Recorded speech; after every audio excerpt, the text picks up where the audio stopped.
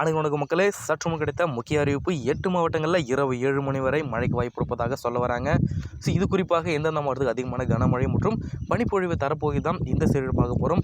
அதற்கு முன்னாடி பார்த்தீங்கன்னா நம்மளோட சேனலில் இப்போ தான் மழை பற்றியும் வானிலை பற்றிய கூடுதலை உடனுக்குடன் அப்டேட் பண்ணுறோம். ஸோ இது போன்ற இன்ஃபர்மேஷன் பற்றிய கூடுதலை உடனுக்குடன் நீங்கள் துல்லியமாக தெரிஞ்சோம் அப்படின்னு நினச்சிங்கன்னா கீழே இருக்க ரெட் கலர் பட்டனை கிளிக் பண்ணி சப்ஸ்கிரைப் பண்ணிக்கோங்க. பக்கத்தில் இருக்க பெல் ஐக்கனை கிளிக் பண்ணி ஆல் டிக் பண்ணிக்கோங்க.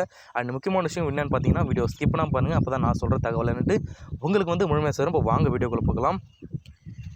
தென்னிந்திய பகுதியில் ஒரு மேல் வளிமண்டல கீழடுக்கு சுழற்சி நிலவரத்தால் இதன் காரணமாக இன்று கடலோர தமிழகத்தில் ஒரு சில இடங்களிலும், புதுவை மற்றும் காரைக்கால் பகுதியிலும், உள் தமிழகத்தில் ஓரிரு இடத்திலும் இடி மின்னக்கூடிய லேசான முதல் மிதமான மழை பெய்யக்கூடும் என்று சென்னை வானிலை மையம் தெரிவித்திருந்தது. இந்த நிலையில் தான் தமிழகத்தில் 8 மாவட்டங்களுக்கு பார்த்தீங்கன்னா இன்று இரவு 7 மணி வரை கனமழை பெய்ய வாய்ப்பு இருப்பதாக சொல்ல வராங்க. ஸோ என்று குறிப்பாக எந்தெந்த மாவட்டத்துக்கு அப்படி பார்க்க போனீங்கன்னா அதன்படி சென்னை, செங்கல்பட்டு, காஞ்சிபுரம், விழுப்புரம், திருவள்ளூர், கடலூர், மயிலாடுதுறை மற்றும் திருவண்ணாமலை ஆகிய மாவட்டங்களில் லேசான மழை பெய்ய வாய்ப்பு இருப்பதாக இந்த செய்தி குறிப்பில் சொல்ல வராங்க. ஸோ இது போன்ற இன்ஃபர்மேஷன் மற்றும் மாநில மற்றும் மழை பற்றிய கூடுதலை உங்களுக்கு உடனுக்குடன் துல்லியமாக தெரிஞ்சுக்கணும் அப்படின்னு நினச்சிங்கன்னா நம்மளோட சேனல் மறக்காமல் சப்ஸ்கிரைப் பண்ணி வச்சுக்கோங்க. உங்கள் ஃப்ரெண்ட்ஸ் அண்ட் ஃபேமிலிக்கு ஷேர் பண்ணிவிடுவாங்க. நன்றி, வணக்கம் மக்களே.